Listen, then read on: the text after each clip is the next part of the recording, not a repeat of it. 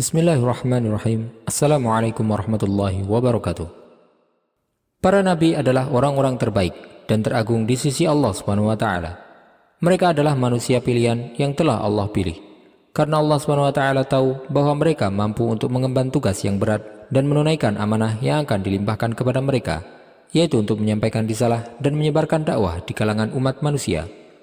Tetapi para nabi juga merupakan manusia yang sebagaimana manusia pada umumnya, mereka juga merasakan rasa sakit, serta hal-hal yang menimpa tubuh manusia biasanya.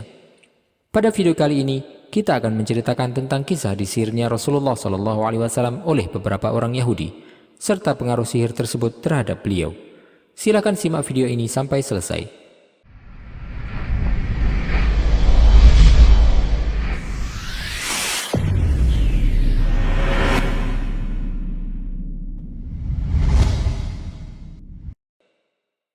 Ada seorang anak Yahudi yang bekerja melayani Rasulullah SAW, dan saat itu orang-orang Yahudi merasa sangat kesal dengan Rasulullah SAW karena jumlah kaum muslimin yang semakin banyak.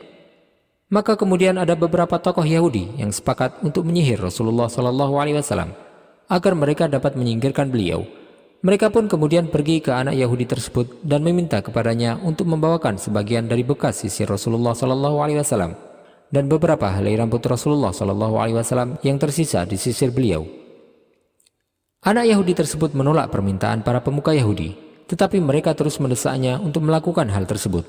Mereka tidak meninggalkannya sampai mereka mendapatkan apa yang mereka minta. Di antara orang-orang Yahudi tersebut ada seorang yang bernama Labid bin A'sam. Dia adalah orang yang berpengalaman dalam ilmu sihir dan terbiasa melakukan perbuatan sihir. Labid kemudian menyihir Rasulullah SAW dengan memasukkan beberapa helai rambut beliau yang dia dapatkan dari anak Yahudi tersebut, yang kemudian dia masukkan ke dalam sebuah sumur milik Bani Zuraik, yang dikenal dengan nama Sumur Zarwan. Sihir tersebut kemudian mengenai Rasulullah SAW, sehingga menjadikan beliau merasa kelelahan. Setelah itu Rasulullah SAW pun jatuh sakit. Beliau terkena pengaruh dari sihir tersebut hingga 6 bulan lamanya. Perbuatan sihir yang dilakukan oleh Labid tersebut menimbulkan kejadian yang aneh bagi Rasulullah SAW, di mana beliau merasa mendatangi istri beliau padahal beliau tidak melakukannya. Sebagian riwayat menyebutkan bahwa beliau terkena pengaruh dari sihir tersebut selama 40 hari, hingga beliau pun merasa kesulitan menghadapi apa yang beliau dapatkan. Rasulullah SAW kemudian berdoa kepada Allah SWT, meminta kepadanya agar mengangkat cobaan tersebut.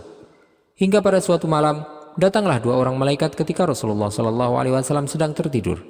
Salah satu dari keduanya duduk di samping kepala Rasulullah SAW, sedangkan yang lainnya duduk di samping kaki Rasulullah SAW. Malaikat yang berada di sisi kepala beliau berkata, "Apa yang terjadi dengan orang ini?" Maksudnya adalah Rasulullah SAW. Malaikat yang satunya pun menjawab, "Dia terkena sihir." Malaikat itu kemudian bertanya lagi, "Siapa yang melakukan perbuatan sihir tersebut kepadanya?" Dia menjawab, "Labid bin A'sam, seorang Yahudi."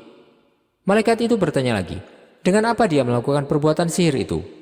Dia menjawab, "Pada sisir dan rontokan rambut ketika disisir, dan kulit mayang kurma jantan." "Lalu di mana semuanya itu berada?" tanya malaikat yang satu. Dia menjawab, "Di Sumur Zarwan, di bawah batu besar." Rasulullah SAW mendengar pembicaraan 2 malaikat tersebut, dan beliau akhirnya mengetahui bahwasanya yang menimpa beliau tersebut adalah dikarenakan perbuatan sihir yang dilakukan oleh Labid bin A'sam. Rasulullah SAW kemudian memerintahkan kepada Ali bin Abi Thalib, Zubair bin Awam, dan Ammar bin Yasir radhiyallahu anhum untuk mencarinya. Beliau mengirim mereka ke sumur yang disebutkan oleh 2 malaikat tersebut untuk membuang sihir yang dibuat oleh Labid. Mereka pun pergi ke sumur tersebut. Kemudian mereka mengeluarkan airnya yang warnanya seperti perasan daun pacar, yang berwarna hitam pekat kemerah-merahan. Kemudian mereka mengangkat sebuah batu besar dan mengeluarkan daun kurma yang ternyata di dalamnya terdapat rontokan rambut Rasulullah SAW dan potongan sisir beliau, dan juga ada sebuah tali yang terikat sebanyak 11 ikatan dan juga sebuah jarum. Maka kemudian Allah SWT menurunkan surat An-Nas dan Al-Falaq, yaitu surat yang menjaga pembacanya dari gangguan setan dan sihir. 2 surat tersebut terdiri dari 11 ayat. Maka setiap kali 1 ayat dibacakan, terlepaslah 1 ikatan. Rasulullah SAW pun kemudian merasa ringan setelah ikatan-ikatan tersebut terlepas. Setelah itu Rasulullah SAW berdiri seperti tidak terkena sakit apapun sebelumnya. Bacaan ayat tersebut telah menjadi wasilah sembuhnya Rasulullah SAW dari penyakit yang diakibatkan oleh sihir Labid bin A'sam itu. Imam Bukhari juga meriwayatkan tentang peristiwa disihirnya Rasulullah SAW dalam kitab sahihnya, yang diriwayatkan dari Aisyah Ummul Mukminin radhiyallahu anha bahwasanya dia berkata, Rasulullah SAW pernah disihir oleh seorang dari Bani Zuraik yang bernama Labid bin A'sam, sampai Rasulullah SAW dibuat membayangkan seolah-olah beliau melakukan sesuatu padahal beliau tidak berbuat apa-apa. Sampai pada suatu hari atau pada suatu malam ketika beliau berada di sisiku, akan tetapi beliau terus berdoa dan berdoa.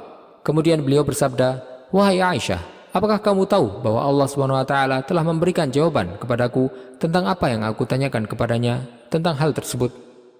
Ada dua orang yang mendatangiku. Satu di antaranya duduk di dekat kepalaku dan yang satunya lagi berada di dekat kakiku.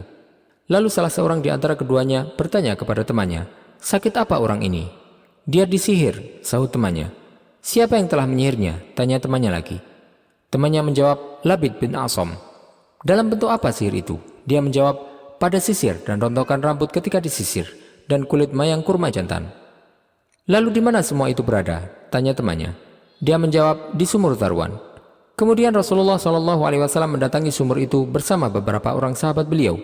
Lalu beliau datang dan berkata, 'Wahai Aisyah, seakan-akan airnya berwarna merah seperti perasan daun pacar, dan seakan-akan kulit mayang kurmanya seperti kepala syaitan.'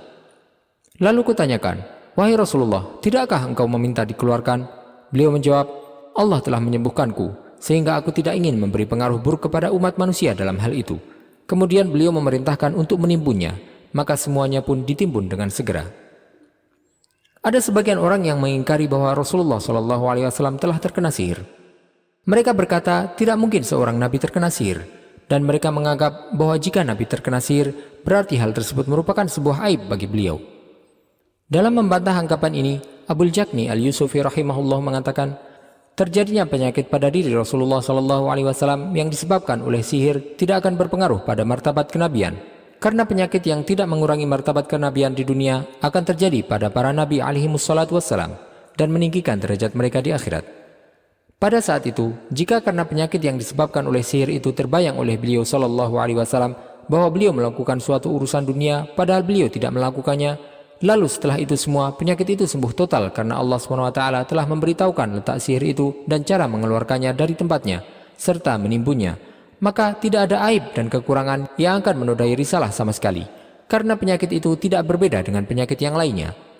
Sihir itu tidak berhasil mengacaukan akal Rasulullah SAW, tetapi hanya berhasil mengenai fisik beliau saja, seperti pandangannya, di mana terkadang terbayangkan oleh beliau bahwa beliau mencampuri istrinya padahal beliau tidak melakukannya. Hal ini terjadi pada saat sakit, dan hal ini tidak berbahaya. Selanjutnya, Abul Jakni Al-Yusufi mengungkapkan, memang sangat aneh orang yang menganggap penyakit yang menimpa Rasulullah SAW yang disebabkan sihir ini bisa menodai risalah beliau. Padahal secara jelas di dalam Al-Quran telah disebutkan kisah Nabi Musa bersama para tukang sihir Fir'aun, di mana sihir telah membuat pandangan mereka melihat seakan-akan tongkat mereka sebagai ular, sehingga Allah SWT tetap meneguhkan pendirian Nabi Musa alaihissalam. Sebagaimana yang Allah SWT tunjukkan dalam firman-Nya, "Qulna la takhaf innaka antal a'la wa alqi ma fi yaminika talqaf ma sana'u innama sana'u kaidu sahir wa la yuflihu as-sahiru haitsu ata." Fa ulqiya as-sahratu sujadan qalu amanna bi rabbi Harun wa Musa.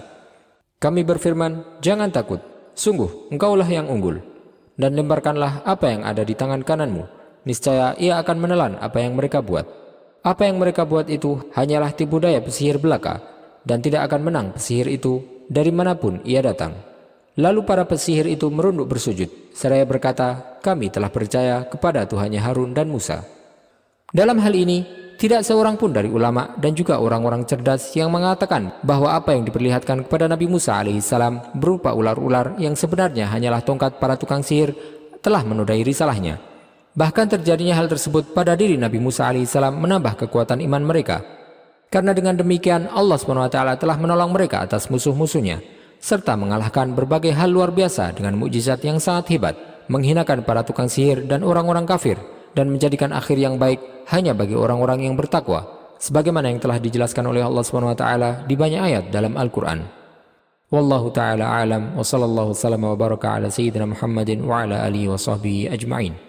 Jika Anda menyukai video ini, silahkan klik tombol like dan juga subscribe channel ini sebagai bentuk dukungan kepada kami untuk dapat menyajikan video-video bermanfaat lainnya kepada Anda. Dan jangan lupa, silahkan bagikan kepada orang lain agar video ini dapat memberikan manfaat yang lebih luas bagi kaum muslimin. Wassalamualaikum warahmatullahi wabarakatuh.